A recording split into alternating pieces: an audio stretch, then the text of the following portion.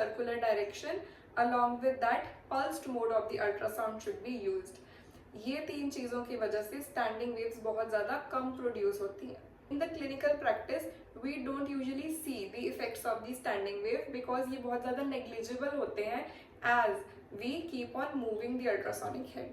The third non-thermal effect of the ultrasound is acoustic streaming. So what is acoustic streaming? For example, let me show you at the cellular level. This is a cell membrane and this is the cellular fluid. Okay?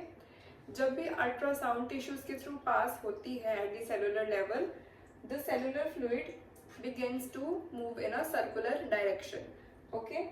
ये एक circular direction में move करता है, जिसकी वजह से क्या हो रहा है, it puts pressure on the cell membrane and cell membrane की जो परमिएबिलिटी है वो इंक्रीज हो जाती है.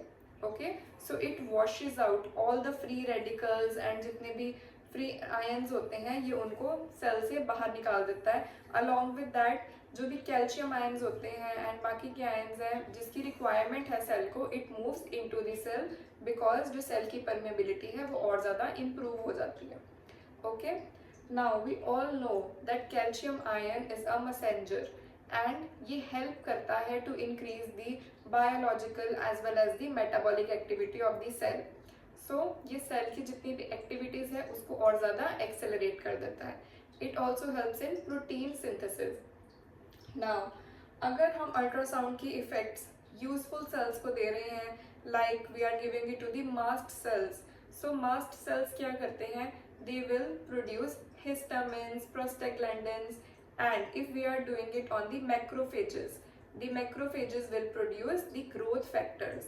Okay, so इनकी जब एक्टिविटी इंक्रीज हो जाएगी तो जो हमारी टिश्यूज की रिपेयर है, इनकी जो प्रोसेस है वो भी इनहैंस हो जाएगी.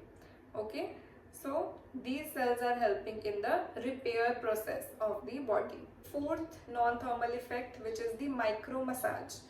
What is happening here in the micro massage, as I've already discussed with you, that जब भी हम अल्ट्रासोनिक वेव्स को एक टिश्यू के थ्रू पास करते हैं तो उसका सेलुलर फ्लूइड मूव करता है. Because of that there is pushing and pulling of the cell membrane.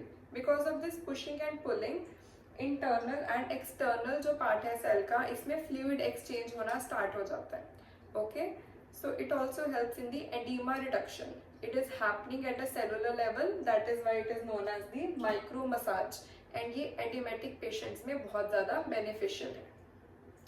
I hope by this video on the non-thermal effects of the ultrasound must be clear to you.